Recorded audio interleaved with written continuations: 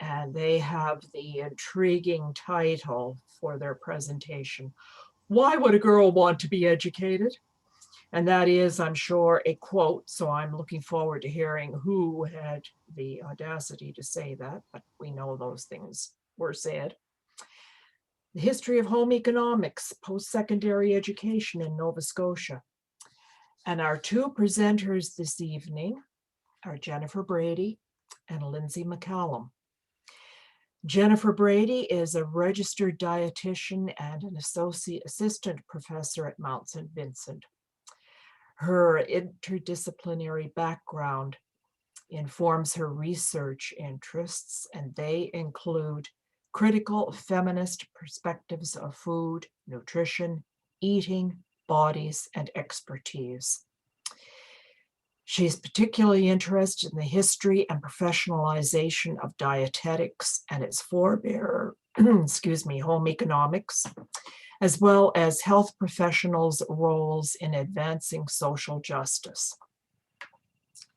Lindsay Mccallum, who will be co-presenting with Jennifer. Lindsay is the scholarly publishing librarian at Mount St. Vincent University. She has a BA in history from the University of New Brunswick and an MA in librarianship from the University of Sheffield in the UK.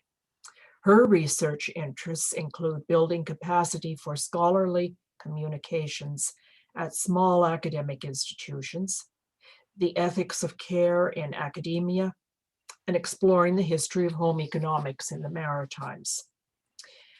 Their presentation, which is going to look at the history of home economics post-secondary education, will encompass the following.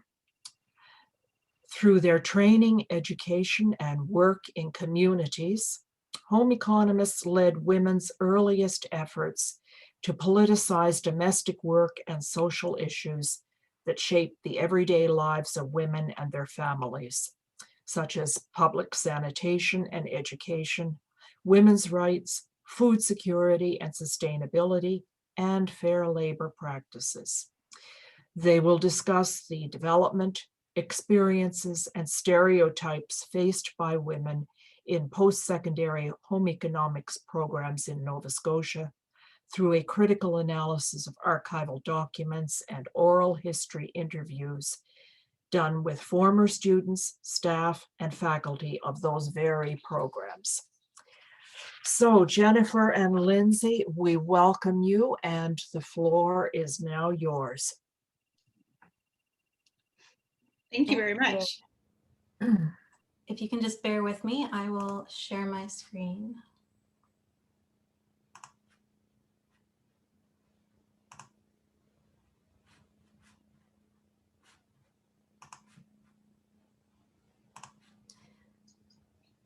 Okay, so I hope you're all able to see the title slide of our talk.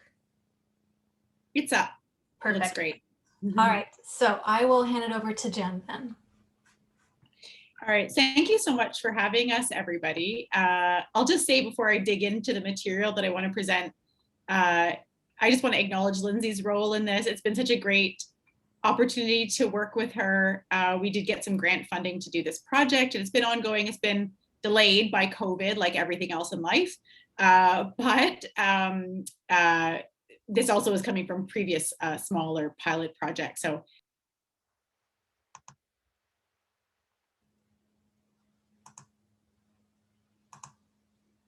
oh, was I muted there? I think that was my fault. Oh, okay. Sorry. All right, sorry. I'm not sure what people heard there. I got a pop-up saying I was muted. Anyway, just to, in case anyone didn't hear, I just wanted to acknowledge that Lindsay's done a lot of work in this presentation, and a lot of the images coming that you're going to see is have been added by Lindsay and her great archival skills. So again, thank you very much for having us. I'm going to kick us off actually with a question. Lindsay, if you don't mind popping to the next slide for me there. Beautiful, thank you so much. I would like to start with a question for you all to ask what it is that you think of when you hear us say home economics? And feel free, I'll keep my eye there on the chat. Feel free to put your comments there in the chat if you like, or unmute yourself if that's doable.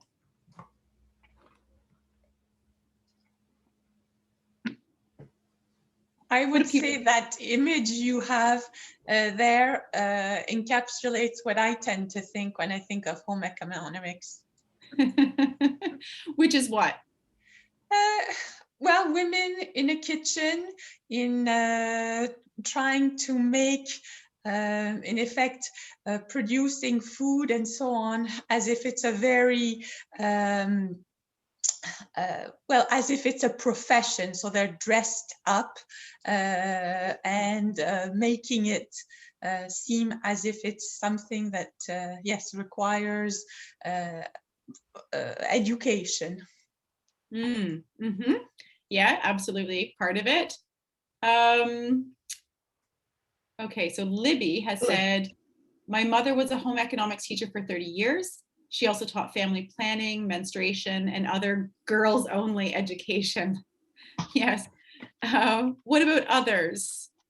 Thoughts on what comes to mind when you think of home economics? Yes. 2 women of African descent. 2 racialized women, not as common, I'd say, in the pictures. The cookie cutters revolt. Oh yeah, great, Sarah. We're not going to talk about that too much tonight, but if anyone's curious about that. Okay, so please continue leaving your comments in the chat if you like, but I'm just gonna move on from here. So usually what I hear, or what Lindsay and I hear when we ask people this question about what they think of when they think of home economics, it's usually their own memories of having taken home ec in grade 7 or grade 8 or possibly even high school.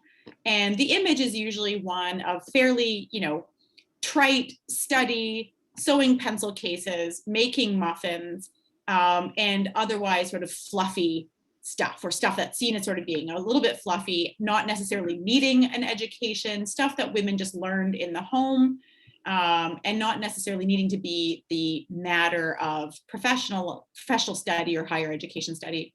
And so that's really typically what people say. We're going to tell you a very different story of home economics, starting with the next slide.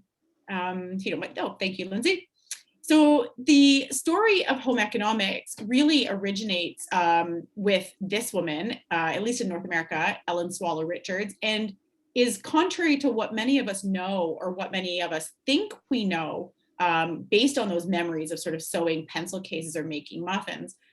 In contrast to that sort of stitch and stir view of home economics, it's often referred to as sort of, stitch and stir, that it was just about, home ec was just about stitching and stirring.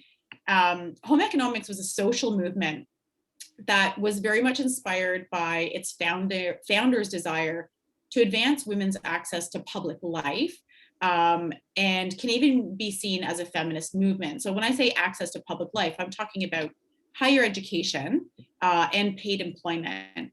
So this was at a time, late 1800s, early 1900s, when those things were largely inaccessible to women, particularly sort of the white upper class women that were at the heart of driving home economics as a social movement. So who was Ellen Swallow Richards? Ellen Swallow Richards was the first president of the American Home Economics Association, which was formed in 1908. But before that, she was the first woman in the US to earn a degree in chemistry, and was among the first women to earn any sort of higher education degrees in sciences, in any science. So after earning her degree in chemistry at Vassar in 1870, she went on to pursue studies at a PhD level in chemistry at the Massachusetts Institute of Technology, or MIT. She was allowed to continue her studies at MIT labs, but interestingly, she was not officially admitted as a student and therefore was not charged tuition. So she was allowed to undertake her studies and her research in the MIT labs without having to pay tuition, for the sole reason that if MIT charged her tuition, then they would have to acknowledge that they had a female student in its or among its enrollees. So, this is, of course, like I mentioned, at a time when women had little access to higher education outside of liberal arts or finishing schools. And for Richards, home economics was in part about scientizing the work of the home. So sort of applying the thinking towards scientific principles and rationalization that characterized much of this time period to domestic work.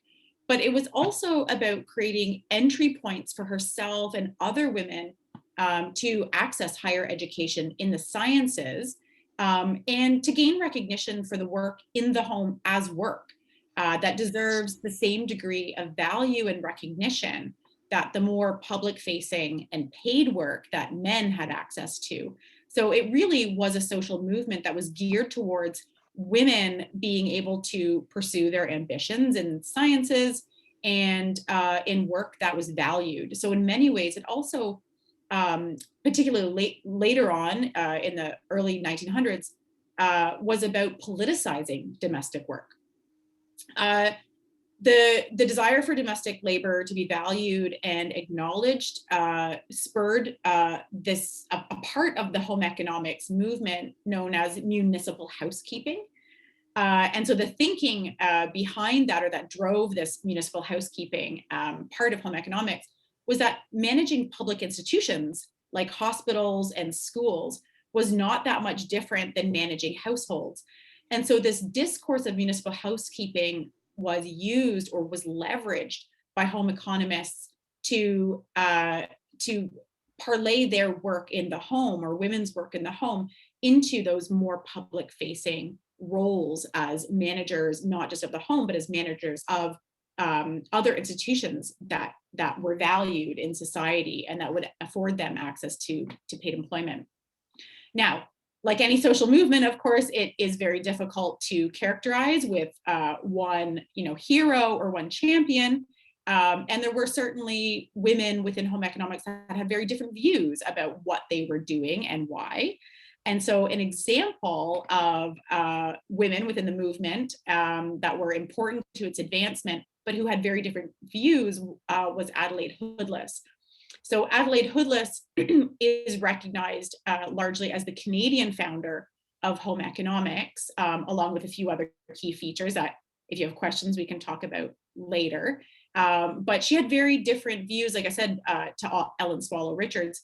So although Hoodless agreed with the need for domestic work to be valued and acknowledged as important work, and as just as work, not just sort of women's natural proclivities, but as labor. But the goal of having work or domestic work acknowledged as such was not to gain access to paid employment or higher education for women, but the point was to sort of dissuade women from higher education or paid employment, and rather to entice women to stay in the home and engaging in, and to avoid engaging in public life, such as by seeking the right to vote. So Adelaide Hoodless is quoted as saying that a girl or woman who's been brought face to face with the great truths presented through a properly graded course in domestic science or home economics in its wider interpretation will never be found in the ranks of the suffragettes. So she very much disagreed with women's suffrage and more generally with their access to public life. Now, I want to add a few other layers to this narrative of home economics as being this sort of progressive social movement, because also like Adelaide Hoodless and her contributions to the field indicate there were aspects that were not as simple as understanding home economics as being about access to paid employment and education for all women, because it certainly wasn't about access points for all women. So home economics had various contradictions, like any social movement does. So despite its progressive ideas about roles for women in society or aspirations to advance those ideas were also troubled by the sort of classist and racist thinking of the day. So although women, home economists were undertaking radical work in terms of advancing women's right to vote, so many home economists were also, as Hoodless notes, among the ranks of the suffragettes. But we're also doing things like earning PhDs or doing the work at a PhD level in the sciences. They also at the same time were sort of advancing ideas about poor women, racialized women, and poor families and racialized families, namely through their health promotion, nutrition, and food literacy work, which in many ways you can see echoes of today and I'm speaking as a dietitian who does sort of work informed by critical theory and feminist theory on present day nutrition and health communications that has very much been carried through from even Ellen Swallow Richards' days. So an example of what I'm talking about home economists' work being sort of fraught by racist and classist ideas of the largely middle-class women that they were seeking to gain access to paid employment for is the Rumford Kitchen. So the Rumford Kitchen was run by Ellen Swallow Richards during the Chicago Expo in 1893.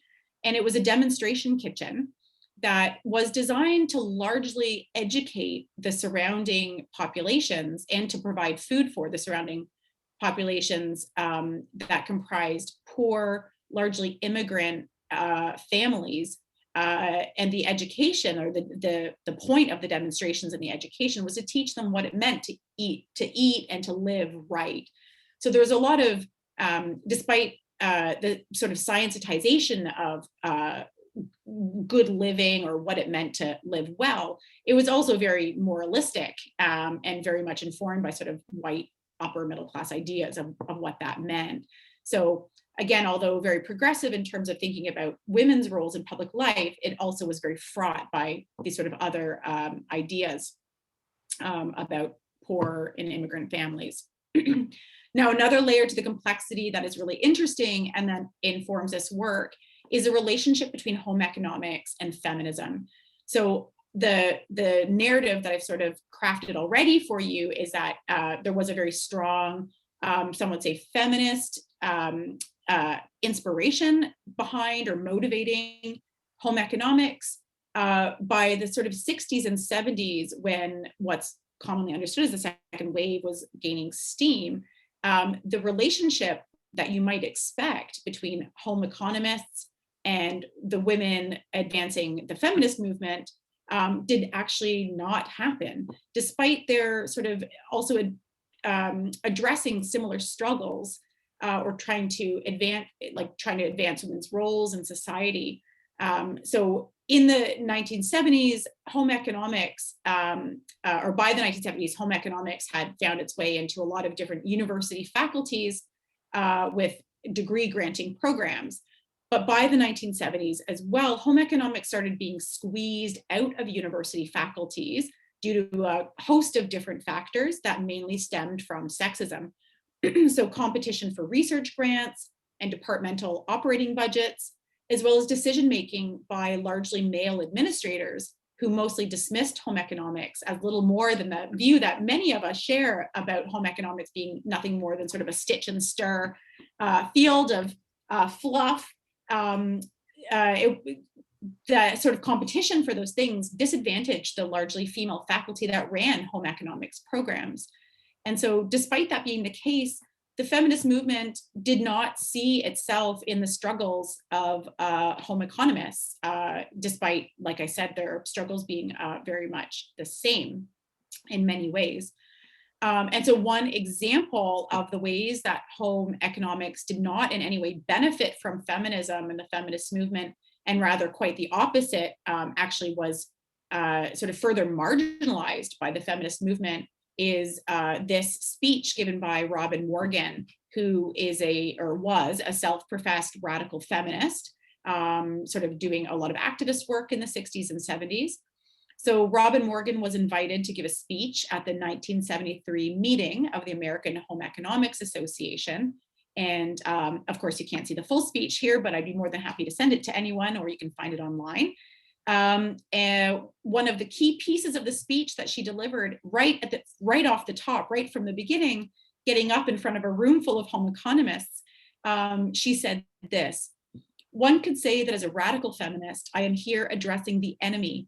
You do have immense power, psychological and economic, because very young women in our culture at one time or another pass through your tutelage. And very frequently, that is the final icing on the cake, the nail in the coffin, after which she is a limp, jabbering mass of jelly waiting for marriage." So feminists very much blamed home economists for what really became an iteration of home economics that it never was intended to be. And that iteration of home economics was very much mediated by, at least within university post-secondary programs, mediated by male administrators who sort of squeezed the sort of motivations of home economics out of the field. So with that background context, I'm going to pass you off to Lindsay to present the next few slides. Okay, so I'm just going to put my video on just so you can see me. And thank you, Jen, very much for that. And I'm going to kind of build upon that really wonderful framework that Jen has set up for us and narrow down to focus in on the local, on Nova Scotia in particular. So even as all of the events that were happening that Jen described, you know, they were equally playing out in different ways here in Nova Scotia as well. And so just to let you know, our project encompasses overall, we're studying the Maritimes, and this map actually kind of circles areas where various home economics post-secondary programs existed at one time, or in some cases, aspects of it still exist. But today we are going to focus on 3 particular institutions in Nova Scotia. So just to give you a bit of kind of chronology here, what we're talking about, the beginnings of home economics in a post-secondary context is with 1926 in Nova Scotia. And that's when Acadia University was the first to offer a degree in the science or degree in household science. That name is going to change various times across the decades. And there's actually, you know, entire sagas written about what name should be used. But household science was typically what it was known as in the late 20s and early 30s. And with Acadia, you then see additional degrees come out. So you see with the Nova Scotia Agricultural College in Truro, it actually established some short courses in home economics. You then see a year later, Mount St. Vincent College, which is now known as Mount St. Vincent University. They also offered a degree in household science. And then in that same year, Mount St. Bernard College, which is now basically St. Francis Xavier University, they also offered a household science degree. And finally, in 1931, we saw almost a twinning project, a 2+2 program is what we would call it now, where household science was offered at the Halifax Ladies College. And so essentially students were taking all of the household science courses at that location. They would then move on to Dalhousie University for 2 years and take all of the traditional arts and science programs or courses required, and they would end up with a degree. So I'm not really going to touch too much on the Dalhousie and Halifax Ladies College or on the Truro aspect either, simply because they were very short-lived. And in particular with the Halifax or the Nova Scotia Agricultural College, they were short courses, meaning we're talking typically around 3 weeks. They were offered primarily to women between the ages of 18 to 30, and they were typically women who were probably not going to go into further post-secondary education. It was very practical based application of home economics or household science, and often offered for rural women in many cases as well. But that was separate, I think, than particularly the very is in some cases a structured aspect of university life and the academy. So, as I mentioned, we have 3 universities here that we're going to discuss in more detail. We have Acadia University, we have Mount St. Vincent College at the time, but university, and then we also have St. FX, but at the time it was offered through Mount St. Bernard College. So in the case of Acadia University, it was the first to establish that household science degree in 1926, as I mentioned earlier. But the actual kind of environment that produced that degree had been in place for quite a long time. So as early as 1901, there was at the time called domestic science. Again, this name is going to change many times over the decades, but domestic science courses were introduced into the ladies' seminary, which was established in the 19th century in 1901. And as early as 1910, actually, home economics programs or courses were offered at a university level. Again, there was that equivalent of the 2+2 offered. So women could take home economics programs within the ladies' seminary, and then they would go on to Acadia University and take the traditional arts and sciences programs to come out with a degree at the end. And then in 1926, the actual full school of household science and fine arts was established. And the image here you see actually is from a yearbook at Acadia, and it's circa 1926, 1927, one of the first classes in the newly established household of household science and fine arts. And Acadia University was a very successful program. It was headed by Frances McNally, who was the first dean, essentially, of that school in 1926. And she was there for almost 20 years. She didn't retire until 1943. And she was really a strong leader and established the program very quickly. It received accreditation very quickly via the American Dietetics Association. And the numbers in terms of students actually that were attracted to the program was growing year after year and decade after decade. And I have a quote here from a former dean, Virginia Campbell, of at the time home economics program, where she talks about in the 1930s and 40s in particular, home economics was a really attractive program for a woman who was going into post-secondary education.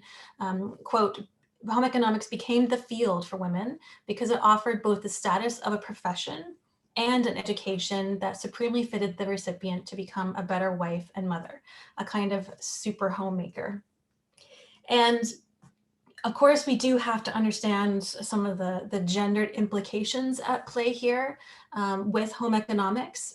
And I'm going to talk about women because it was only women who were in these courses, and it was only women who were teaching the home economics or household sciences courses as well. And I should say that education for women at Acadia had quite a long background, well before that 1926 establishment of the degree in household science.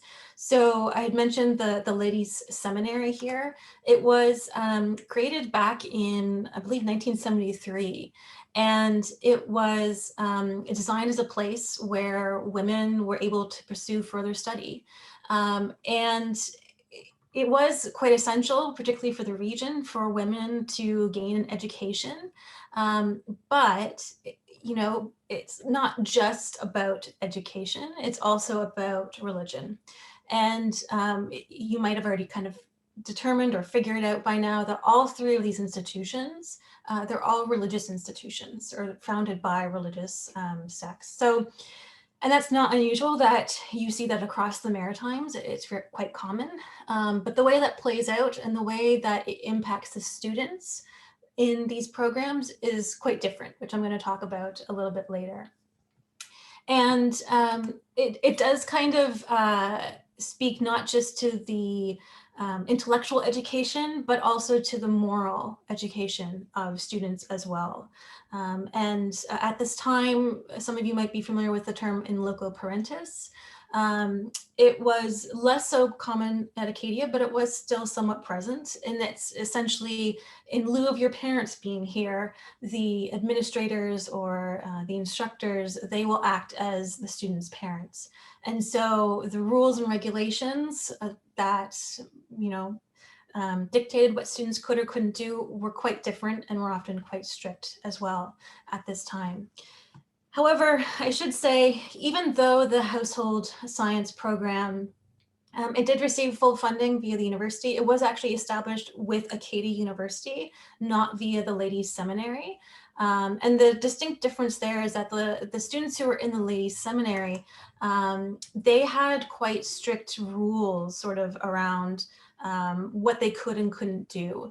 And even when women who were just enrolled at Acadia in general to, attain a Bachelor of Arts, for instance, they also were quite limited in their abilities to interact and actually participate fully as students. So, for instance, there are some spaces on campus that were excluded from women being there, physically being there. So, for example, seminary students, the ladies seminary students, they could only use the reading room at certain times of days. They had to enter and exit buildings, college buildings, via separate doors from the men. They never shall the twain meet. And they were also under stricter rules from the male students as well. They were also not able to participate, for instance, on the campus newspaper or the debating club in particular. However, despite this, as you move through the decades, you actually do see a much more fulsome participation of women within the campus community in general. So when I'm thinking about the student yearbook, for instance, or the student newspaper, you do see women involved and participating as editors for the newspaper, for instance, in the 30s and 40s. You do see, more so than another institution I'm going to talk about, you do see women as much, I wouldn't say equal participants, but certainly far more included than they are at other institutions.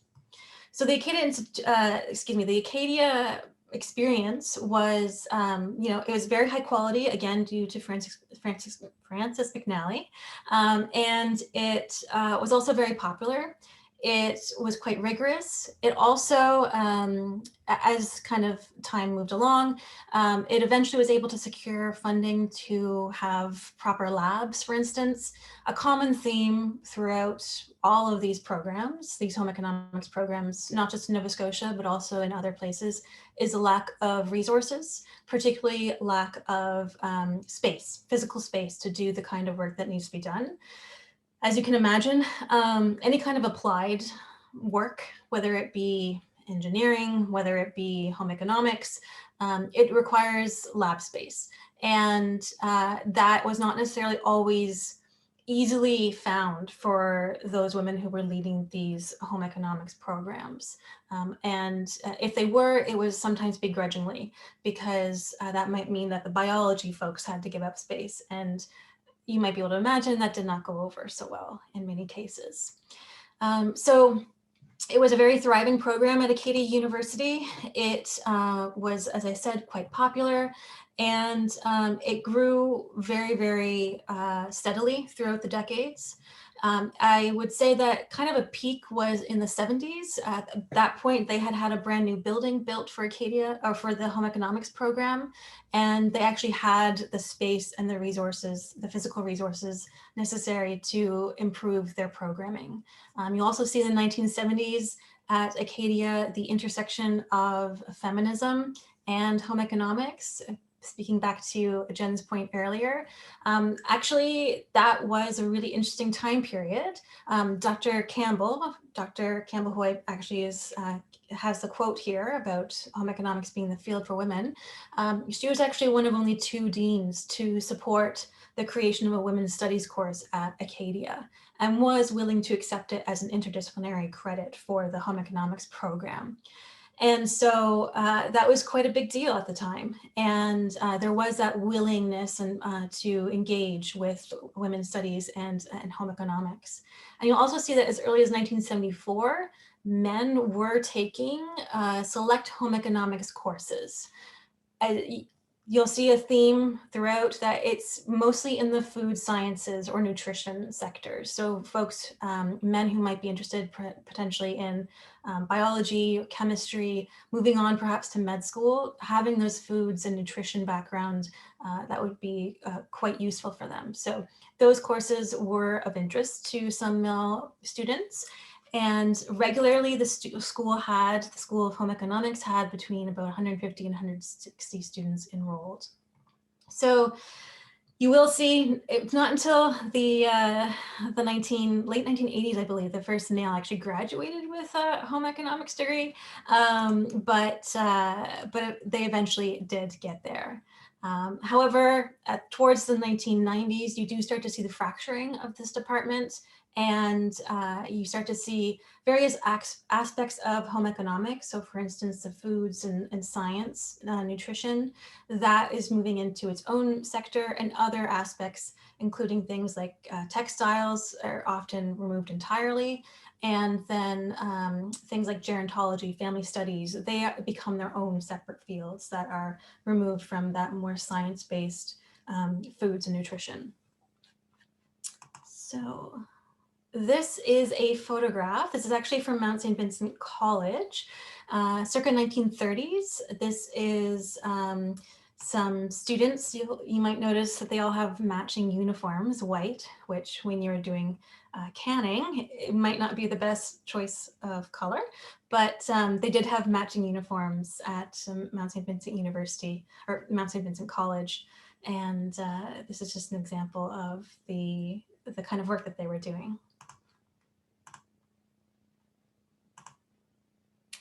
So speaking of Mount St. Vincent College, this is a bit of an outlier overall in all of our studies, and it's also an outlier in Nova Scotia.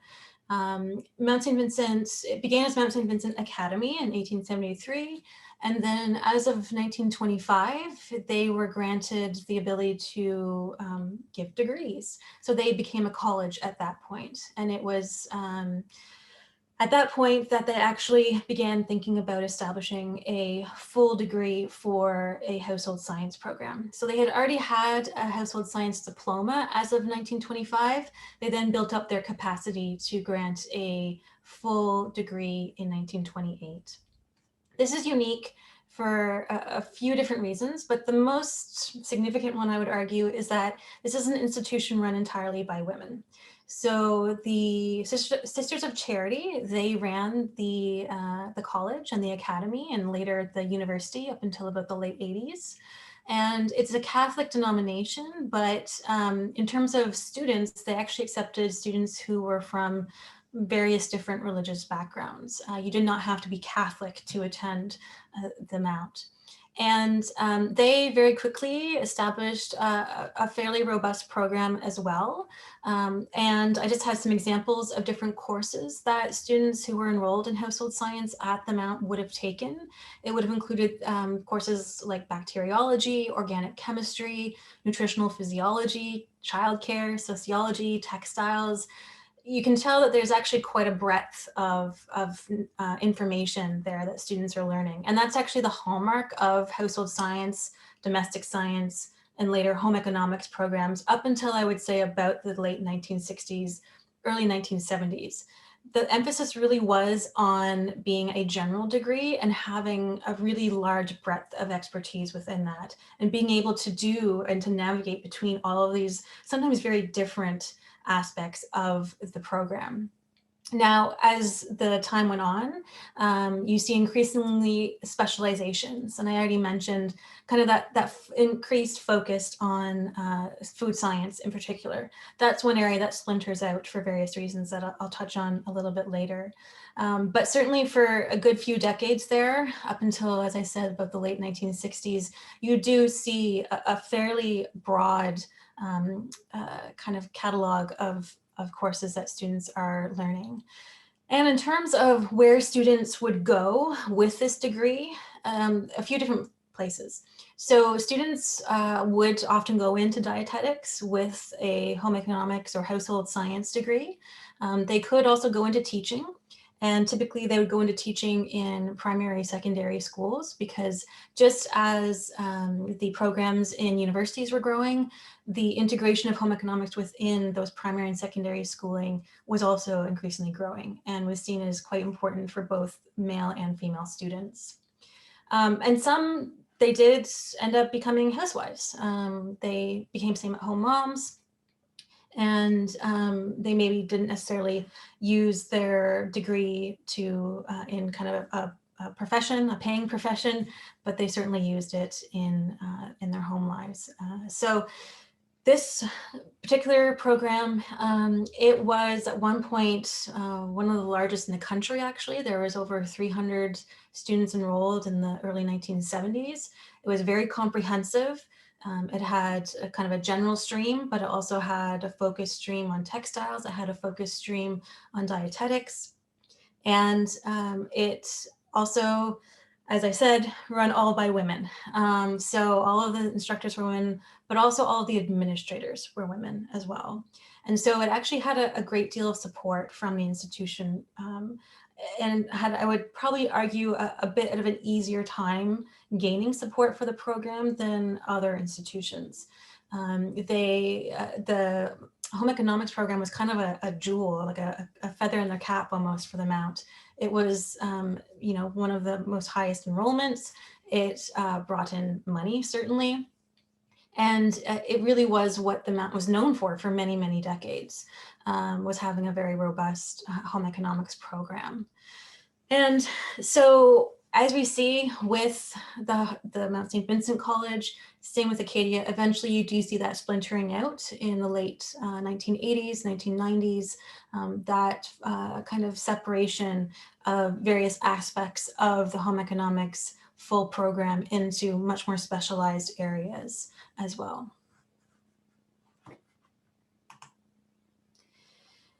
Okay, Mount St. Bernard College.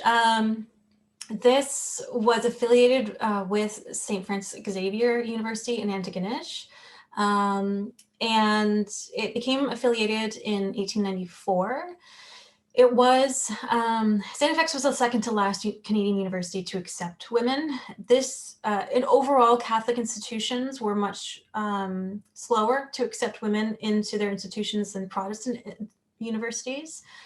So for instance, Acadia was much earlier than St. Francis Xavier. It's also quite a marked difference from Mount St. Vincent College. So Mount St. Vincent College, also Catholic, but run by women who I would argue had a much more liberal interpretation of Catholicism and much more different perspective perhaps on the role of women in society as well. So home economics was actually kept quite separate from St. FX. Mount St. Bernard had its own building. And an example of this actually is that when it came time for the courses in traditional arts and sciences that students in home economics or household sciences were required to take, professors, instead of the women students going to the same courses or the same classes as the male students at St. FX, the male professors would deliver their lecture to the male students in their courses. They would then walk up the hill to Mount St. Bernard and deliver the exact same lecture to the women students. Again, that never shall the twain meet idea was in practice here, very much so. And Mount St. Bernard, it was quite patriarchal. St. FX was all male. It was run by priests. Mount St. Bernard was all female. It was run by sisters, by nuns. And the impact of this did have, it really significantly impacted the ability of the sisters who ran the household science program to actually deliver a full, robust program. So for instance, the Mount St. Bernard College, they were responsible entirely financially for the household science and later the home economics program themselves. And that meant that it was essentially up to the sisters to find the funding that wasn't necessarily always covered by the tuition of their students to actually put these programs on. And actually the home economics program at St. Francis Xavier or Mount St. Bernard College, it was a kind of a direct response to the growth of home economics programs across the Maritimes, particularly at Mount Allison University and at Acadia University. Both of them were Protestant institutions. They both were, their programs were growing, and there was quite a lot of enrollments there from students. And so Mount St. Bernard College was really asking for an institution, a Catholic institution, that could offer the same type of home economics or household science programs for Catholic women. Interestingly, there's really not a lot of mention of Mount St. Vincent College at all there, who were already offering this program. So I'm not sure what that relationship was like at the time in this kind of 1920s period. But the fact that there was kind of no thought whatsoever about them makes me curious, let's just say that. The actual program itself, it did suffer, and actually all the programs suffered a little bit, not a little bit, a lot from the challenges of getting qualified instructors in their programs. It was difficult to find a master's program in Canada that was for household science or home economics. In fact, most of the instructors at all three institutions in Nova Scotia, they ended up having to go to the States. Cornell was a very popular institution there where they could obtain a master's degree. But you frequently saw, as we did at Mount St. Bernard, that it was women who had bachelor's degrees who were actually instructing and teaching in the household science program for several years. And again, that challenge of finding qualified, especially PhDs, for home economics and household science, that was a challenge that lasted well into the 80s and 90s in some cases. And this applies not just to Mount St. Bernard, but it applies to Acadia University and also applied to Mount St. Vincent College and University as well. So Mount St. Bernard, I mentioned this is a really interesting photo of the practice house, and this is something that was common at home economics programs across the region, to have a practice house where students would actually go in and live in the house for, could be a week. In this case at Mount St. Bernard, they lived there for 4 weeks, and they each had a rotation as the hostess, as the cook, the assistant cook, and the maid, to essentially live in those roles and do that kind of work. And this was, again, you found this, it was Mayorlac House at Mount St. Vincent College. And there's also one at Acadia. And actually Frances McNally, who was the dean of that program from the very beginning, 1926 to 43, she actually lived in the practice house. So you were effectively living with the dean of the School of Household Science, which is quite interesting. Okay, so I did just want to quickly demonstrate the way that household science was advertised. So on the left, you are seeing an ad for Mount St. Bernard College. This was in an academic calendar, I believe. Oh no, it was in the Memorare from 1934. And so you can clearly see the way that this is being advertised is a little bit different. You will see that it says that students enjoy equal university privileges with young men at St. Francis Xavier, but it's combined with a special training and culture that Mount St. Bernard imparts. And so the household art is listed there as containing food values, practical work and cookery, household management, clothing, laundry, and more. And then St. Francis Xavier, they were also advertising it, but they simply said that it's a course leading to the degree of Bachelor of Household Science. That's really all they were saying about that program. Now, culture was something that's quite significant at Mount St. Bernard and St. Francis Xavier. And I have a long quote here, but I think it's important to read it because it very clearly illustrates the environment that women were entering when they went to this institution. So the context is this is from 1934. It's the Golden Jubilee of Mount St. Bernard. And it's a sermon, Jubilee sermon, delivered by Reverend MacCallum, who was a parish priest in the region. So this is his sermon that he delivered to everyone who was in attendance there. So he says, quote, "When a woman tries to fill a man's big, shoe, when a woman tries to fill a man's big shoe with her tiny foot, she is attempting to tread where she should not, and that woman's equality with man does not mean her identity with him, and that a woman who turns mannish is at best but a sorry attempt at experiment. It is important, therefore, that women should get an education that keeps proper values before her. Is she to consider herself inferior to man? No, but she knows, or at least should allow herself to be told, that some lines of endeavor are not suitable to her sex or temperament, and that while those that are suitable should be cultivated, that those that are not suitable should be passed over. Woman needs a guiding influence of the proper kind, and if this is true in the lower planes of education, there is no reason why it should not be equally true in the upper.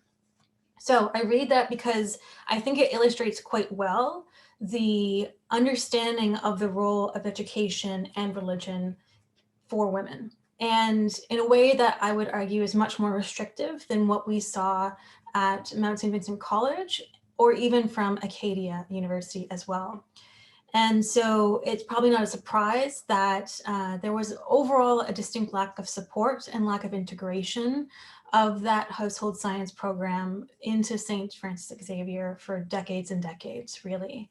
That many times over, that program was attempting to essentially justify its existence and really scramble to preserve itself and continue on, including trying in the 1960s and 70s to attract men to the program as well. This is also from Mount St. Vincent College. This is an example of an afternoon tea that the household science program had for its students, which I just love their outfits. So I've talked a little bit about some of the commonalities and divergent histories at play here, but I just want to go over them to emphasize a few aspects. So all three institutions had different approaches to and understanding of the intersection of women and education. For Mount St. Vincent College, education was seen almost as an escape for many women. Many women actually became sisters, became nuns, because they were pursuing higher education, and that was their only option. If anyone's familiar with the Sisters of Charity archives in Halifax, they have a really wonderful, just a long row of theses from their congregates. And so many women, that was their only way to achieve a master's degree or a PhD program, was to enter into that denomination. And so they were, I would argue, much more liberal, much more permissive in some cases in terms of, or much more expansive in their understanding of what women could do with their lives and the role that education had in it. With Mount St. Bernard College, you might kind of understand from the longer quote that I had earlier that women and education were important, but one of the quotes that is always in my mind is that a virtuous woman is much more valuable than an educated woman. And so very much traditional, patriarchal, very conservative approach there for Mount St. Bernard College and St. Francis Xavier. And Acadia, somewhere in the middle. It's certainly part of the Baptist tradition, saw education as quite essential for boys and girls and men and women. But even as education was lauded, there was still always reference to the essential role of women as wives and mothers and sort of the pillars of the community there. You also see a commonality, increasing professionalism and science-based focus. The role of men becomes a huge issue in the 1960s and 70s. That includes men as students in the programs, but also men as instructors in the programs. Mount St. Bernard College was quite desperate to find a male instructor in the area of food science. And, you know, they had mapped out what kind of salary they were going to give him and a $7,000 allowance for travel and conferences. And they really saw that as essential to their existence. Their continued existence was attracting men to the program. Jen made reference to this a little bit earlier, the good life, gracious living, race, socioeconomic issues. I think it's important to look at what's not there in many cases, and poor women, women of color, they're often absent from a lot of these institutional histories that we encountered. Probably not surprisingly, just given the history of the region, but I think it's important to note that. And finally, I'll just say that accreditation is a huge issue within home economics, and there's various challenges with that among all three institutions. Acadia, I would argue, went through it much more easier than others. But again, that issue, lack of qualified instructors, was a key stumbling block for all three institutions at various points in order to gain or to maintain that accreditation. And this is just an example of the cooking kitchen at Mount St. Vincent College pre-1951. You'll notice the lovely stoves and refrigerator in the background there. And this is just an example of textiles in the 1970s, the dressmaking courses that were offered at Mount St. Vincent University at this point. And I'll pass it over to Jen. Thank you so much, Lindsay. One of the things that's really interesting as well about something that Lindsay mentioned about the purposeful recruitment of men as instructors and professionals into home economics is that still continues in dietetics today. So home economics was the forebear of current day dietetic profession, which is still a female-dominated profession, still very much working within a feminized scope of practice of food and care work. And there is still lots of talk within dietetics about the need to recruit men purposefully into the profession. So it's another interesting thread that has just basically continued to inform present day. So I'm going to share with you a couple of quotes from people that we interviewed as part of this project and the ongoing work that Lindsay and I are doing. So Lindsay has very much led the archival research that is informing this presentation and this project. And I led on gathering oral histories to complement those more sort of institutional histories or official histories. So I'm going to there's many more themes and many more juicy details that I could share with you, but I'm going to touch on two key ones that are very prominent across the oral histories. So the first theme, probably not surprisingly, is women's education and employment. And so the quote before you, I'll read it out and then I'll pull apart a few details that are important to understand it. So I, in the interview said, so for you, did you feel like since your mom had come from a family that valued education, it sounds like for women, at least was something that you felt for yourself. There was an emphasis on you doing higher education. And the participant in the research said, well, no, as I say, I hadn't even thought about it in my final year. My father hadn't finished high school. When I said I thought I'd like to go to university, my father said to my mother privately, why? Why would a girl want to be educated? And so they went for a walk and they came back and I guess I was allowed to go. And she laughs. And probably many of you at home are laughing. And so I'm just going to pull out a couple of key details, like I mentioned. So of course, this is much more recent history than some of the backdrop to the institutional history backdrop that Lindsay just shared. But by this point, of course, women's access or going to university was more commonplace, but was still very much curtailed by views that women's primary place was in the home. So the sermon given by the Reverend at St. Bernard continued to reverberate by the time these women found themselves at the age of going to university in the sort of 60s and 70s, so decades later. Another thing that this quote illustrates that I want to pull out is the influence of many of our participants' mothers. And it wasn't because the mothers were professionals or had done university themselves, but and none of our participants sort of identified this specifically.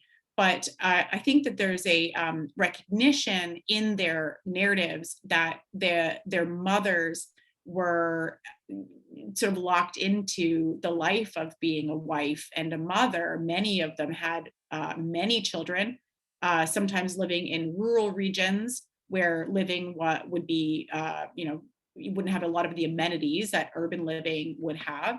And the mothers had influence over their daughters going wanting to go to university and maybe not wanting to take up the life that their mother was leading. One participant did specifically talk about observing the women around her having come from a very small fishing village, and specifically not wanting that life, and wanting to pursue higher education because of it. Another quote that I want to share with you on that same theme. Perfect, thank you very much. So another woman that we interviewed, again, who had completed her education in sort of 60s, 70s, said that there were a lot of girls that at 18, at that stage, when they got through school, you know, the next step was to get married, or the career choices were to be a nurse or secretary. To go off to university was maybe a little, but we were a very small high school. Actually, half of my grade 12 class went to university. I don't know how my mother directed me in that way, but she obviously thought it was important. But there had always been a large number. The accessibility of universities in Nova Scotia, the number of universities per population, you know. But certainly we were very aware. My roommate and I were both grade 12 graduates from Bedeck, and we were definitely country girls when we got to Mount A. So this is a participant who, although she graduated from Mount A, was from Nova Scotia and came back here and became a prominent figure in home economics in Nova Scotia. She became the sort of official, unofficial archivist of the Nova Scotia Home Economics Association. And a couple of things that I want to pull out of this quote just to highlight is, again, the influence of this participant's mother in guiding her toward higher education, but also something that we heard over and over again is that women fell into home economics, not because they chose to pursue that because of aspirations to be a home economist, but it was more so a process of eliminating other less appealing options. So they didn't want to be a nurse, they didn't want to be a secretary, they didn't want to be teachers, and the only option really left was home economics. For those who had any sort of aptitude for science, that's, it seems, where they sort of ended up.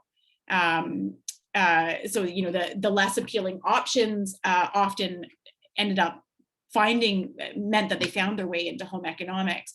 However, many of the women that we interviewed also told a similar story of having aspirations to be something else that were not open to them, or weren't, you know, because they weren't considered ladylike professions or ladylike careers for a woman. So we heard from participants, not just for this project, but for our ongoing work, that wanted to be doctors or geologists or veterinarians or physicists or chemists, and were told in many ways by many different people, whether that be fathers or peers or just society in general, that that wasn't an option open to them. So home economics was very much a field of women who fell into it, not because they necessarily wanted to be there, but despite that, ended up, many of them, becoming real leaders in their communities and having an impact in the region.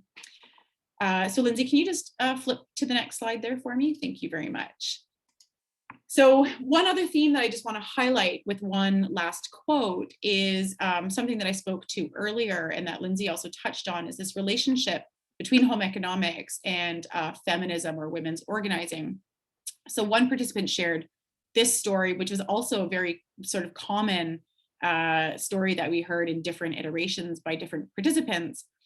So she said, our English professor was Professor Harold Sipperl. He had us arranged alphabetically. These were all the girls in the front row, and then he did the same thing with all the boys in the back row.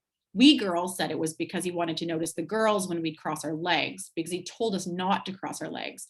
It wasn't ladylike to cross your legs, and he didn't like the women, and he was going to teach us how to be a lady anyway. One morning, he had a question for us in class, and he started here with this girl. I don't know what her name was, but I don't know, sir. And he went right down. He went down every one of us, and no one knew the answer. We thought it was a trick, and it probably was, because he came to the end of the girls and he started with the boys and he said, just imagine, gentlemen, not a single woman having a single word to say in defense of herself. I could hear him say that now. We were so furious that we boycotted the class the next day. We had to go there Monday, Wednesday, and Friday morning we all boycotted the class.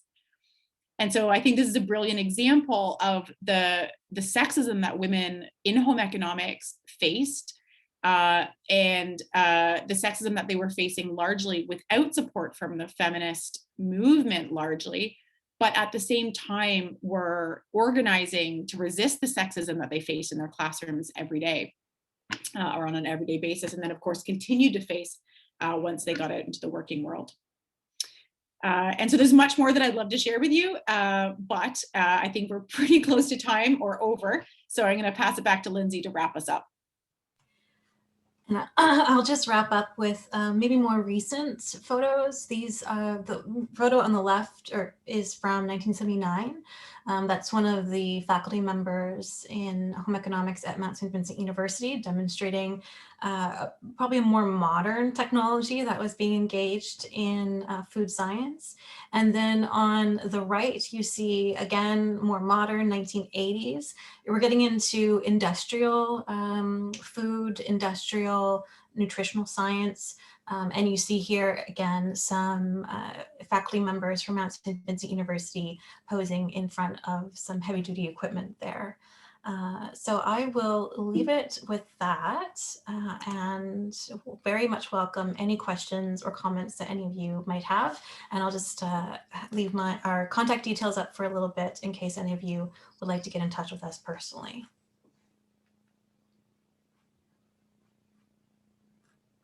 Great, thank you. This is Shirley Tillotson. I'm going to moderate the discussion period today. If I'm going to ask if we can move to the gallery screen now. I hope you will, all of you have kept those contact details. So if we go to gallery view, I will be able to see everyone's muted or not muted. I'm going to do that now. Okay, icon. That'll help me determine who wishes to pose a question. So there's a couple of ways you can get my attention as I manage the speaker's queue. Those of you who are real Zoom pros can take your cursor over the bottom of the screen and click on reaction and wave your hand, just as I've done now. That'll get my attention. You can also unmute, more or less one at a time yourself if you want to do that. Again, I'll look around to see who's unmuted themselves. And finally, you can also send a message in the chat. If you look at the bottom of the screen, you'll see, again, putting your cursor over the bottom of the screen, you'll see the option for chat. Click on that and you can type in a message. So, and while people are thinking of questions that they might want to ask, I'm going to begin. I have 4 questions. I'm not going to ask them all at once, but I was delighted to hear some of the history of my own hometown. I grew up in Wolfville, and so Seminary and the home economics students were familiar to me. My sister-in-law, who's in her mid-70s, now is in secretarial science, and so we had these kinds of categories of women's degrees and women administrators who we knew as a kind of separate breed on campus. So I'm curious about an evolution in the curriculum. It's kind of hinted at in some of the images you showed. And I don't know whether you're at this sort of fine-grained level. It's not something that I think that would show up in your interviews. And the answer may be no, in which case I'm going to ask you a question too. But my first question is about household management, and particularly the kind of conceptualization of household management, whether it involved servants or not, whether management consisted in managing your own time, whether it consisted in managing your children and husband.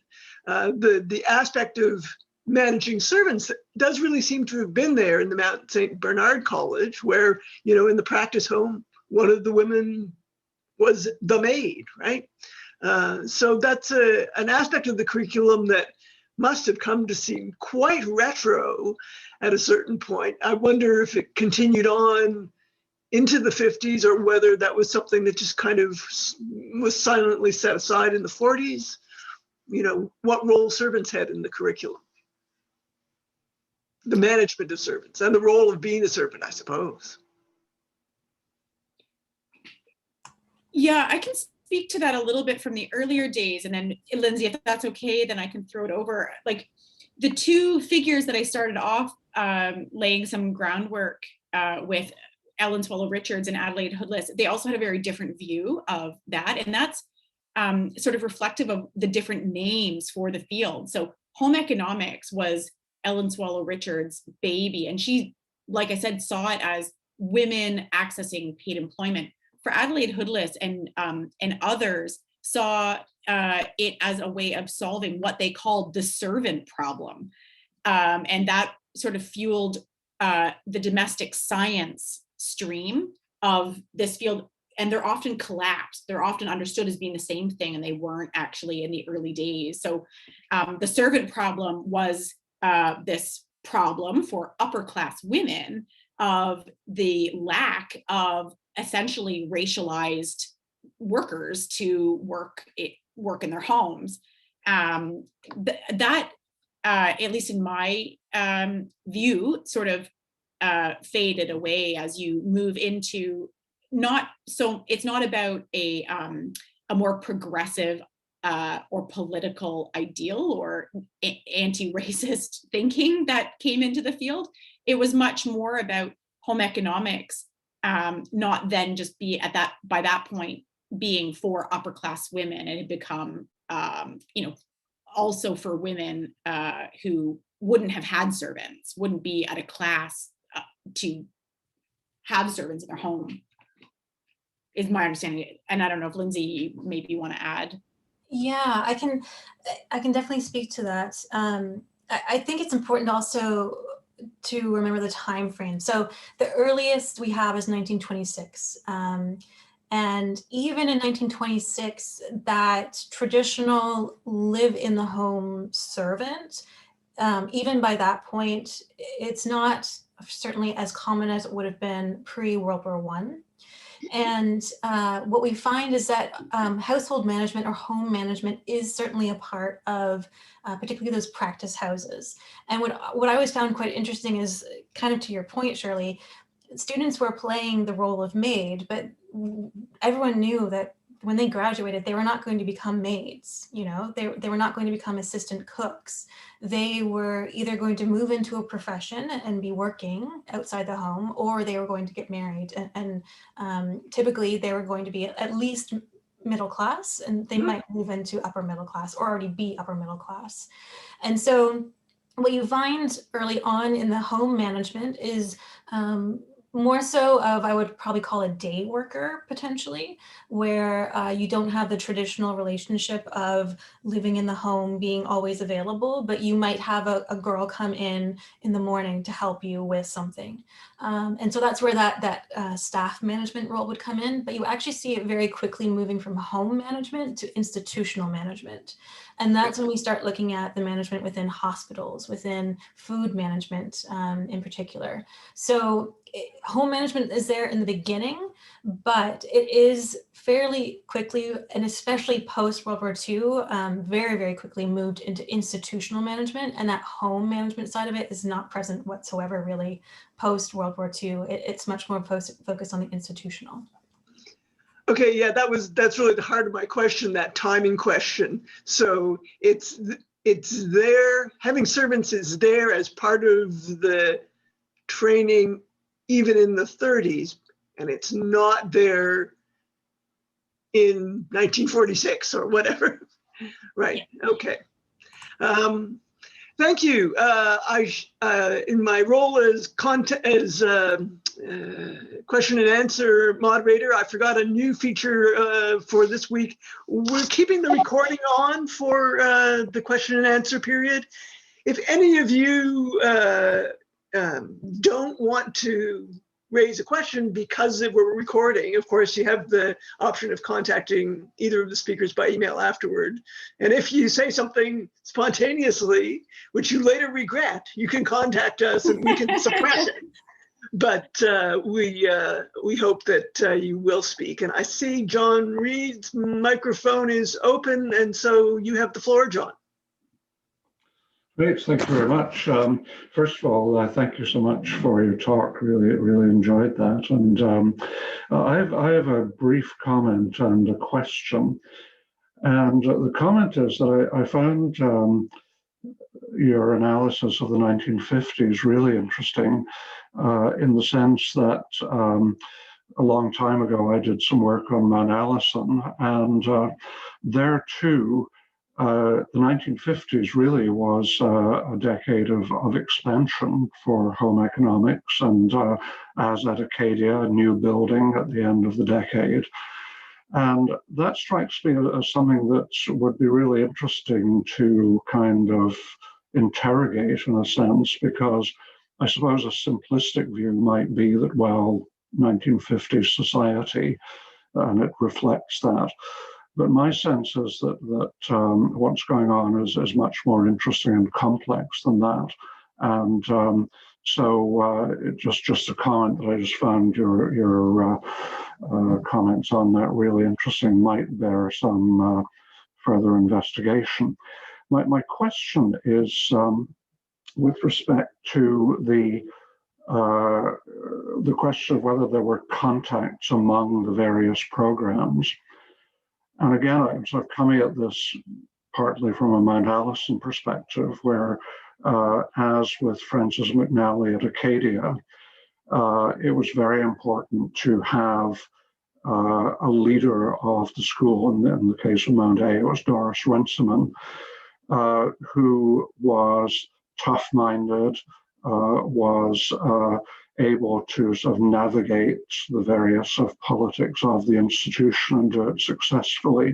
Now, I'm sure that Mount St. Vincent, for the reasons you brought out, was rather different in the sense they're not dealing with all the sort of gender issues that would be present at the other universities. But at the same time, I mean, was there a sense of real solidarity, contact back and forth, mutual support among the women who led these various institutions? Was that a part of their lives in that role? I can definitely take this one. I also just have to say, John, I read your paper on Mount Allison so many times, I can't even tell you. So thank you. It's been really, really helpful in our research. So I really do appreciate that work that you've done.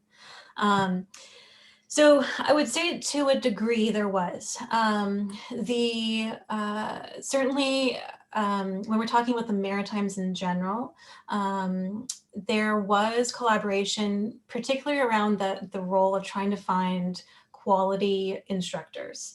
This is a consistent issue for all of the programs. So Frances McNally at Acadia, Runciman at Mount Allison, Doris Anderson at UPEI. There was fairly frequent correspondence back and forth between all of these leaders discussing issues around, do you know someone who can teach this course? That was a pretty frequent memo that I encountered in all of the archives that we visited. There was also kind of discussions around accreditation. If someone's having trouble with it, they might seek advice from someone at a different institution. And there was also just almost a social aspect to it, in the sense that the Nova Scotia Home Economics Association, it traveled around for their annual conference, the New Brunswick Home Economics Association, the Prince Edward Island.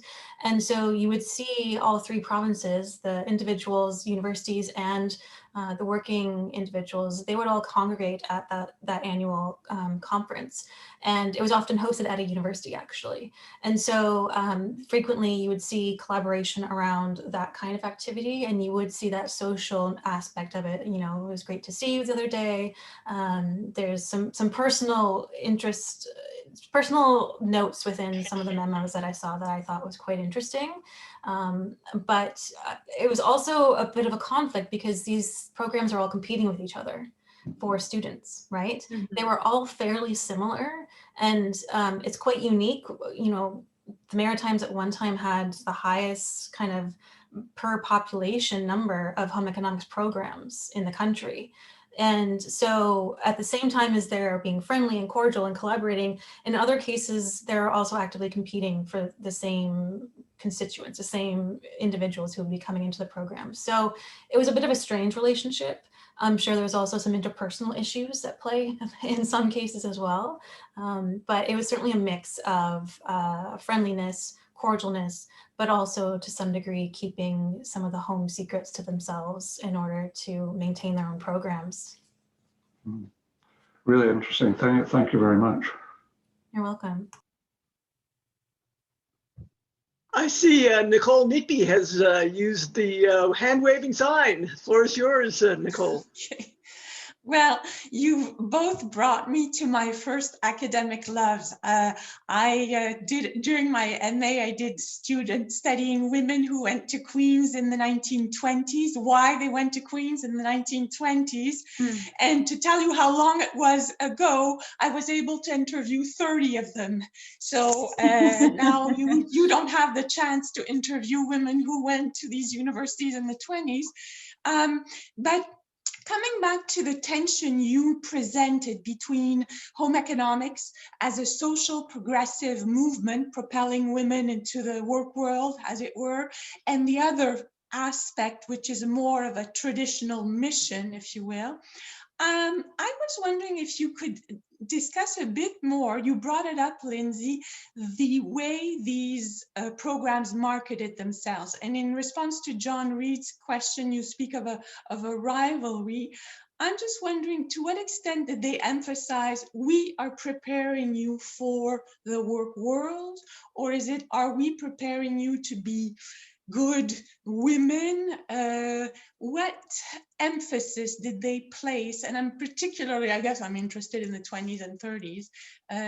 Did they push very much, come to us and you will be equipped to work? Because I should say, what I discovered in the 20s is that after the Second World War, whether you were from middle class backgrounds, you were going to be expected to work a few years before marriage. And I'm just wondering. Yeah, exactly. It actually is interesting. It's very unique to the institution. So for example, at Mount St. Vincent College University, their advertising pamphlets for the home economics program very much emphasized work, even as early as the late 1920s and into the 1930s. And that was the focus. It'll also prepare you to be a housewife was kind of the afterthought. It was there. I think it had to be there given the time, but it was not the focus, and it was kind of tacked on. It was, you know, one of those small sentences at the end of the longer paragraph about the different professions that you could work in. Acadia was, I guess, a mixed bag. So there was a lot of discussion about the wonderful work that women were doing who had graduated from the program and the opportunities available. And at the same time, there was that reinforcement of these women became leaders in their church, and they have 8 children, and they've become really wonderful community members. And so there was, I guess, more even distribution given to, yes, you can go have a profession, but also being a wifeful mother is really, really important, and you should really consider it too. The case at Mount St. Bernard, St. Francis Xavier, again, much more heavily focused on culture and on kind of a godly woman. And, you know, the most godly act you can do as a woman was be a wife and mother. So the understanding was there that, yes, certainly some women would go into the profession and would work outside the home, but the focus was much more on becoming a good individual. You know, kind of the cleanliness was actually a word that was used quite frequently, weirdly enough, or not weirdly enough, but just for modern sensibilities, being clean and good was something that was reinforced quite heavily in kind of that communication around women and education, post-secondary education in particular. And to your point, actually, interestingly, the first extension workers via the Women's Institutes and the Department of Agriculture for the Nova Scotia provincial government, they actually were not allowed to continue working after they got married. So many women, to your point, they would graduate with their degree. They would then become an extension worker with the provincial government for a few years. But you would see every couple of years there'd be turnover because someone got married and someone new had to come in. And so I don't think it was until the late 1930s that that role was changed. And actually you saw a Mrs. be in that role, which was quite an interesting change. Thank you. Thank you. Great question. Thank you. I look around with my own question at the tip of my tongue, and so I will ask it. So here's the other kind of managerial skill set that I think was contemplated in the successful home economics graduate, but I don't know whether it was explicitly a part of the curriculum.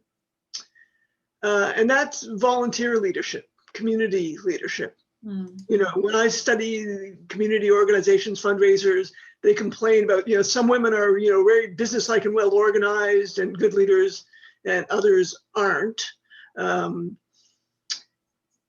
when Betty Friedan writes in the early 60s about the problem that has no name and the deficiency of the housewife role as a role for full expression of your humanity as a woman, one of the things that she calls suburban women to do is to be volunteer leaders, to be active in that kind of way. So it'd be kind of, you know, a challenge in some sense from Friedan's point of view against the feminine role to be a volunteer leader, but the volunteer leader role was very centrally feminine. So I wonder, you know, if they were teaching you to manage, were they teaching you to manage volunteers? Were they thinking of that as an explicit skill set that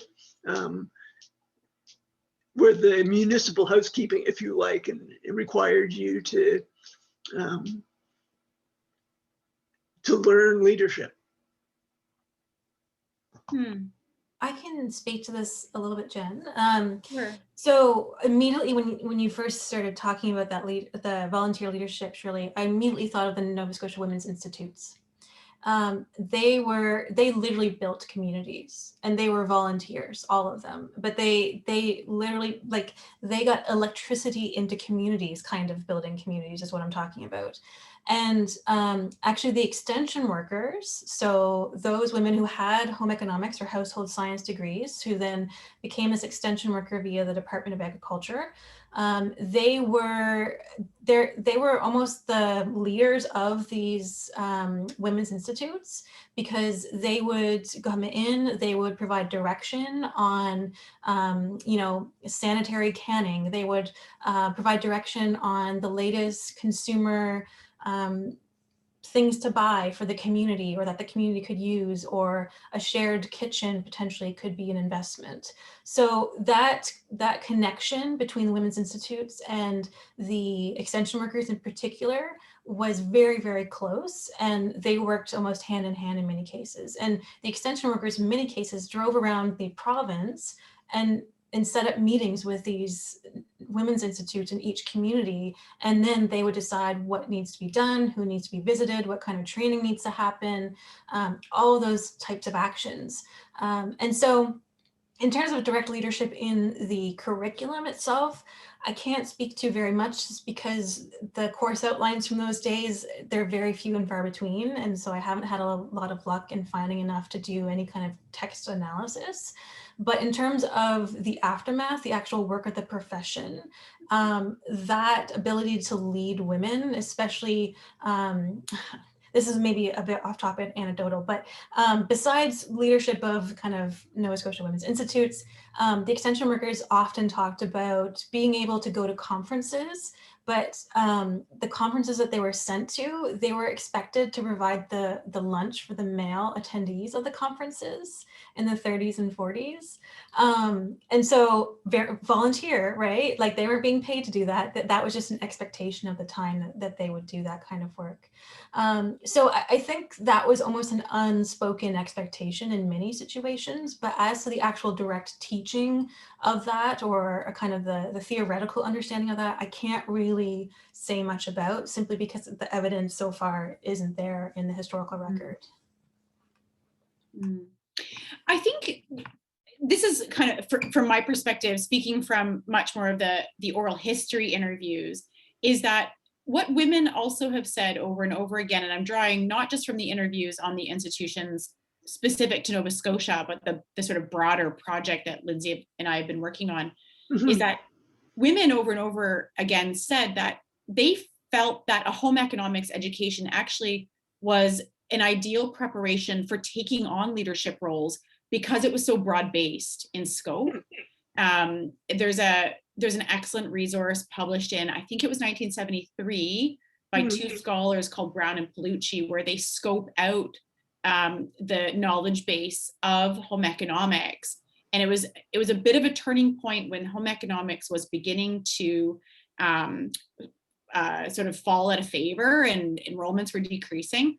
But they very much situate the knowledge and practice of home economics in affecting change in the world, in critical theory, and taking on those sort of leadership roles. So it wasn't, the Brown and Palucci paper wasn't so much about electricity and community development at that level, but was scoping out a knowledge base that formed the foundation of doing that kind of work.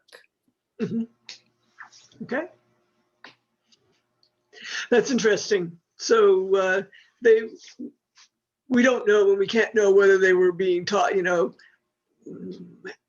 to keep a budget or set up a constitution for a community group, in the way that I know the Women's Institute's got some of that basic training for their operations as volunteer groups, but not necessarily from home ec graduates. Yeah, they wouldn't have been taught that kind of budgeting or leadership in terms of volunteer groups, but they were taught that in terms of institutional management, home management. So it would have been transferable skills, certainly. Great. Thank you. I see Elizabeth Churchill has her mic open. Hi, Elizabeth. Hi, Jen and Lindsay. Great. Hi, how are you? Good to see you. I remember when you started the project, so when I saw this was on tonight, I had to come and see it. It was really interesting. Yeah, so good to see you.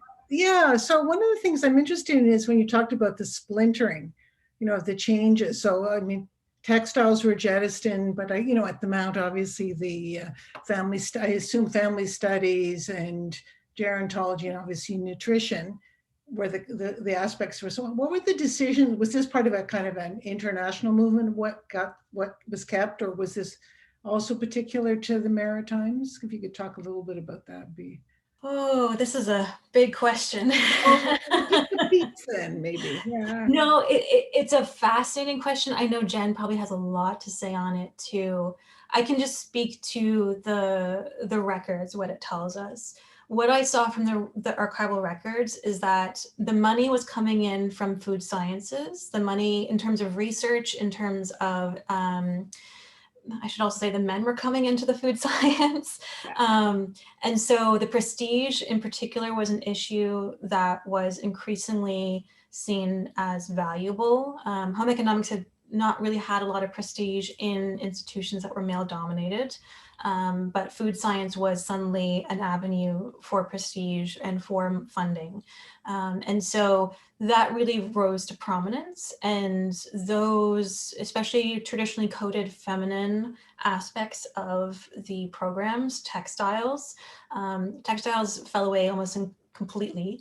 But then things like gerontology, family studies, those were essentially parceled out into more social sciences, sociology, into those types of fields. And it wasn't just, certain institutions. It was fairly common across most of, institutions in Canada, at least I can speak to. Jen can probably speak to more. But it was also an issue. There was, kind of an identity crisis happening at the same time. Are we human ecology? Are we home economics? Are we, there's so many different avenues of understanding what this field is. And I think that identity crisis was also a part of that splintering. So I'll hand it over to Jen, who I think probably has a lot more to say on that. Yeah, the splintering in the institutions that we've spoken about tonight really is exemplifies a movement that swept across North America in all institutions that had home ec programs. So very similar thing happened where, for the most part, textiles, which was expensive to run, and interestingly, a lot of the women that we interviewed did not like that aspect of it at all. And so, we're interested in science. Like I said, many of them wanted to become doctors or become chemists or become physicists or geologists, wanted to go into the sciences. So a lot of them talked about needing to learn how to, do a buttonhole or to turn a collar, and absolutely loathed that aspect of their education and resented having to learn it to earn their degrees. So I think it was partly that. And so that part of the program fell away, but it was also in a lot of ways, like what Lindsay mentioned, nutrition sciences were gaining steam. And someone who made a comment earlier, and I apologize, I don't remember your name, but about the 1950s. So throughout the 40s and 50s, you had a lot of discoveries in nutrition science. And so that was gaining a lot of interest and popularity and grant money. And so at the university level, competition for grant money became a problem for the female faculty, many in home ec, many of whom didn't have PhD degrees because there was not such a thing when they completed their education, a PhD in home economics, and they certainly didn't have access to PhDs in fields outside of home economics when they would have been doing their studies. And so men started to just simply outcompete women in the departments. And so what happened is in dissolving, or what I call dismembering the departments, because that's kind of what happened. It was fairly violent for women who had spent their careers advocating for and advancing this field of study for other women to come up through this field of education. When the departments were dismembered, nutrition was often kept. Mount St. Vincent's a little bit unique, but by this point, not as much, because it was still in the 70s that men were coming in and splintering was happening. Nutrition science was kept because it was gaining a lot of prestige and grant money. Men were moving in, and that brought more prestige. So the sort of nutrition discoveries and the scienceitization of nutrition brought prestige, which brought men, which brought more prestige, and the sort of cycle there happened to sort of squeeze women farther and farther out. Another factor was that for administrators, it wasn't as prestigious to have practical education, to have women cooking and sewing in the university just, sort of put a dent in the prestige of the institution. And that's one of the reasons why U of T, for example, closed their home economics department, but also their applied nutrition. So U of T, just as an example, has kept their nutrition science, but let go of what was the biggest and first home ec program funded by Lillian Massey, who is another figure in home ec in Canada that I didn't mention. But they axed that program, axed the applied nutrition, kept the nutrition science, because it was more prestigious than applied education. So there was a lot of different factors. And then also, you had competition among the women interested in keeping their jobs. Yeah, interesting. I mean, well, I'm sure other people have questions, but I was wondering also, I was one of those students who had to make an apron and embroider it. I remember the really painful experience of my childhood. So, I mean, the textile aspect, I guess, in a way, it's sort of too bad that the creative aspect of it was all about making buttonholes and turning collars. I mean, that doesn't characterize the resentment towards having to do that, doesn't characterize all women's experience. Some women really valued the design. They studied design, they studied architecture, they studied good construction of garments, which today for home economists still practicing actually, has real value for them and for the world, in a world of fast fashion, for example, and where food de-skilling has become a serious problem. And it's been taken up in our colleges, for example, NASCAD, their textile design program. So it's been taken up in a different arena too as well. Mm-hmm. Anyhow, thank you very much. It was great. Thanks, Elizabeth.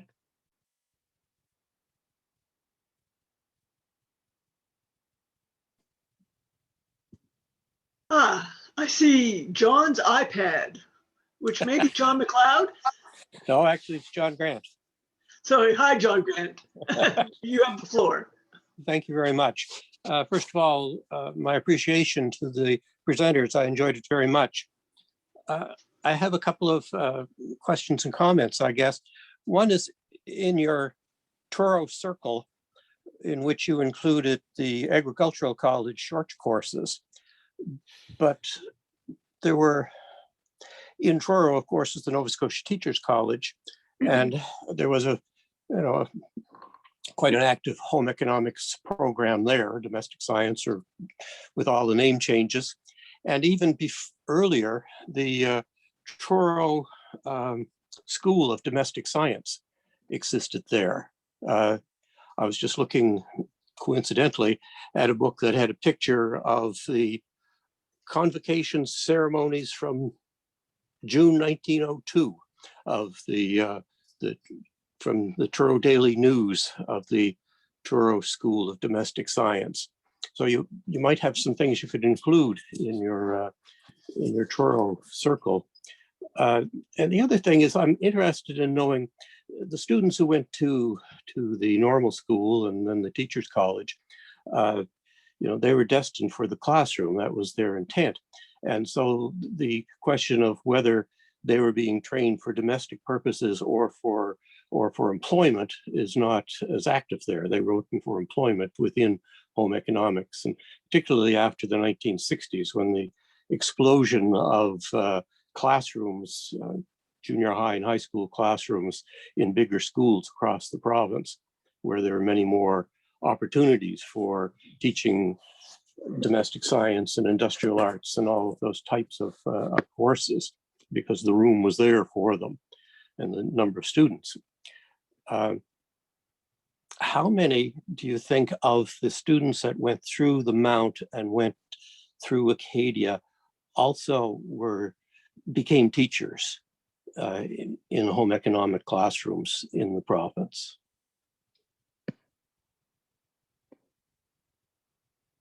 I can say that many did go on to become teachers. So certainly with Mount St. Vincent, there was a relationship with the normal school, and then Mount St. Vincent ended up taking on a BEd program as well. So the ability to teach after a home economics degree was facilitated in that relationship, certainly. It was essentially, for many women, it was almost, you could go dietetics with the heavily science-based courses. You could go in the teaching route, or you could go the general route, where you might be working for a company potentially, or you might end up not working at all, potentially. So I would argue, it seemed like for those folks who maybe were not as keen on the science, they often did move into the teaching aspect. I'm just thinking off the top of my head, I know there was one individual who, 1975, she went back as a mature student and went into home economics and ended up teaching in the Halifax regional schools for decades. So it was a very common employment opportunity for women. It was also a very stable employment opportunity, to your point around the growth of home economics in primary and secondary school. It was seen as a stable profession for women. And in terms of the kind of Truro Normal School and the college, our scope was generally around universities and trying to determine how home economics operate within the university structure, which is quite unique in many ways. And I have been out to visit, actually, well, it's Dalhousie now, but the archives up in Truro several times.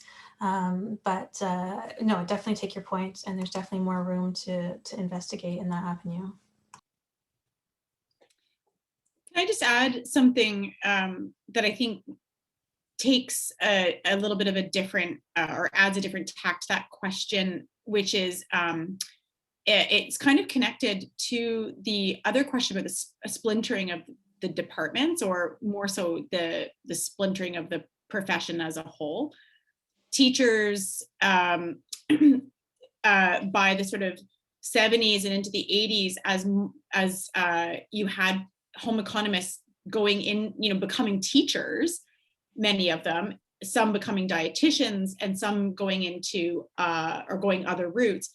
You then also had a splintering or division in their sort of professional identities and their professional affiliations. So they weren't then just home economists, they were teachers or they were dietitians. And so that had practical implications, like to which organizations they paid membership fees or dues. And that often left home economics, and this was the case for the Nova Scotia Home Economic Association, left them sort of not being able to collect membership fees, because you had women already paying membership fees or union dues to professional associations for teaching, or professional associations and licensing fees for dietetics.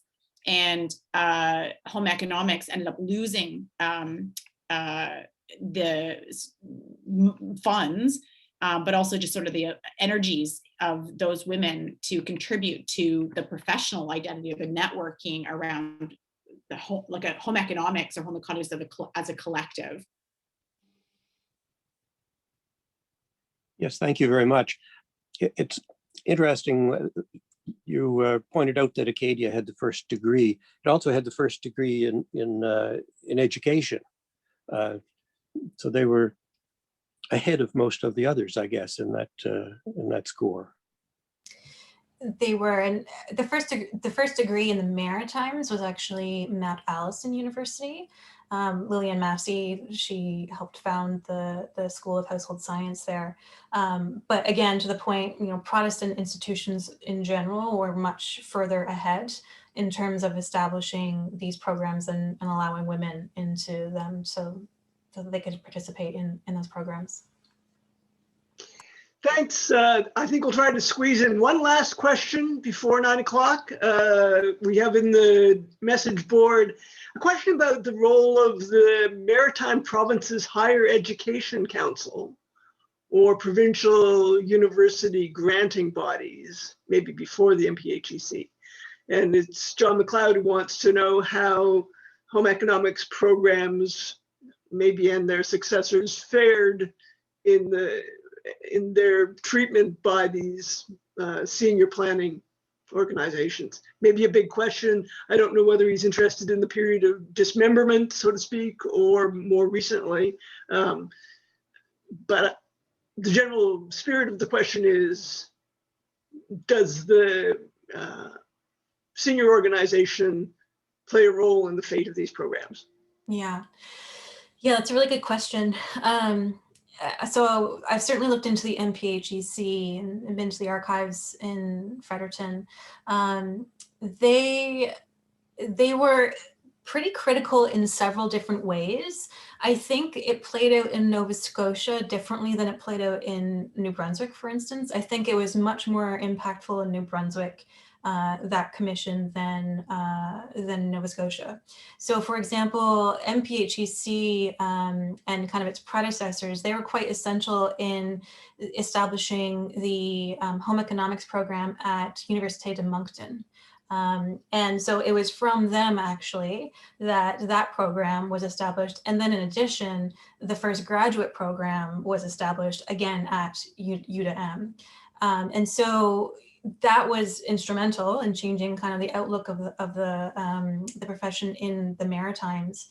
And in terms of Nova Scotia, I can think of just kind of off the top of my head, St. FX was really insistent on pursuing food science and food management in the early 1970s. they saw that, to Jen's earlier points, they saw the value of bringing men into the program, and that avenue would be more likely to attract male students, but in particular male professors. And they also saw increased abilities to obtain funding. And they also saw the value because really at that time, no other institution in the Maritime provinces had yet established a really fulsome program in that avenue. And they saw that as allowing them to get through MPHEC essentially, and kind of get that consensus if they were the first ones there. And so that was certainly aspect of the way that home economics played out. But I would actually argue that the larger happenings within the profession was far more impactful, I think, on the actual individual programs at these institutions necessarily than the MPHEC. I think, especially in the Nova Scotia context, it was not as significant a player as it was in New Brunswick. Great. Okay. Well, I have two things to do. Thank the speaker and announce next month's talk. And Lois will probably officially adjourn us as a Madam President. So first, thank you very much for this work in developing the history of education, and particularly the history of home economics, and an important profession for women in the Maritime provinces, and important part of the story of who we are, and thanks for especially emphasizing, of course, the Nova Scotia part of the story tonight. So, you know, normally we would have wild applause at this point. You know, imagine the wild applause if you like. I remind you that on March 17th, Grace McNutt will be speaking on oppression in the shadows, the Mi'kmaq of Nova Scotia and the Department of Indian Affairs. She gives her time frame as 1760 to 1950. I'm not sure it'll be the whole period, but we'll talk to her and see what she's going to do. Oh, look at that. People are using thumbs up and waves to indicate their wild applause. Very nice. I will hand over to Lois to adjourn us. Thank you. Thank you, Shirley. Very stimulating discussion. I'm going to ask one last quick question. Where is your research going? Is this part of a larger study? All of this research, critical analysis, what are your outcomes going to be? That we've got a few great things, but it also depends on COVID. But I'll let Lindsay tell you about the main thing that we're working on. Yeah, so we're quite focused on ensuring that folks have access to this research, especially when it comes to archival research.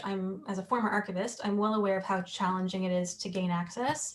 So we're working on a website that will have the transcripts, the audio of our interviews with our oral histories, but also we'll have original archival records up there, our interpretations, narratives pertaining to particular individuals, institutions, provinces, and then the Maritimes as a whole. So that's what I'm currently kind of plugging away at right now. And so that hopefully will be live sometime in the next year. And we'll be able to hold maybe in person kind of event to launch that. And we're really hoping this becomes an avenue for people to A, realize the value of this kind of research, but B, also to take it and maybe expand it nationwide and look at other regions and what kind of stories might come out of those. Yeah, and I think also I would just add to that for me, I would think for Lindsay too, you know, the motivation of doing this is to not let these women's stories just you know, sort of die with them, which is kind of happening, and just leaving behind these views of home economics that many people have, which are just absolutely wrong.